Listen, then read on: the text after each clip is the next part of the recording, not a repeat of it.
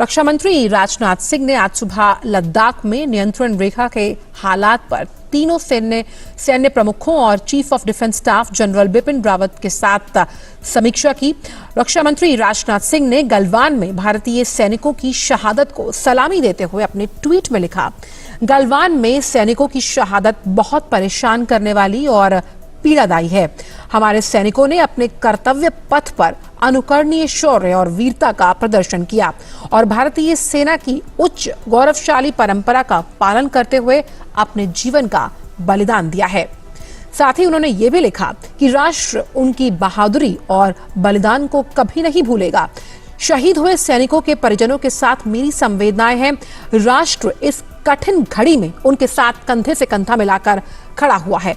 हमें भारत की वीरता और साथ ही साथ उसके शौर्य और साहस पर गर्व है।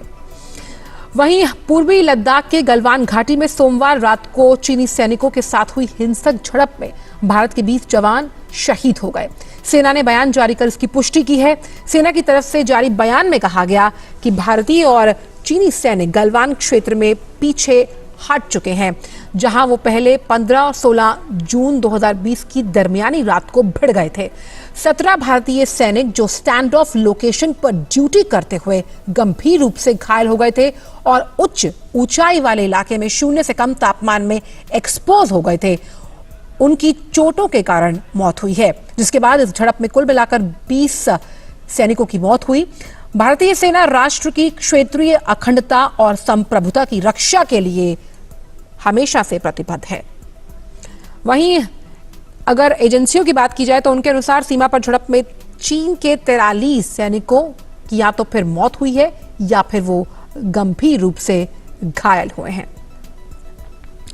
वहीं भारत के विदेश मंत्रालय ने बयान जारी किया है और कहा कि भारत और चीन के जो सैनिक हैं और राजनयिक स्तर पर तनाव घटाने के लिए लगातार काम किया जा रहा है। हमें उम्मीद थी कि तनाव कम करने की प्रक्रिया आसानी से चलेगी, लेकिन चीन ने आम सहमति के विपरीत जाते हुए लाइन ऑफ एक्चुअल कंट्रोल का सम्मान नहीं किया। चीन की ओर से यथास्थिति को बदलने की एक तरफा कार्रवाई के बाद ये घटना हुई है। नुकसान को रोका जा सकता था अगर चीन समझौते का पालन करता।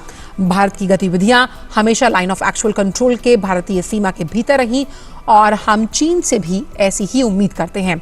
भारत सीमा पर शांति और स्थिरता बनाए रखने के लिए प्रतिबद्ध है।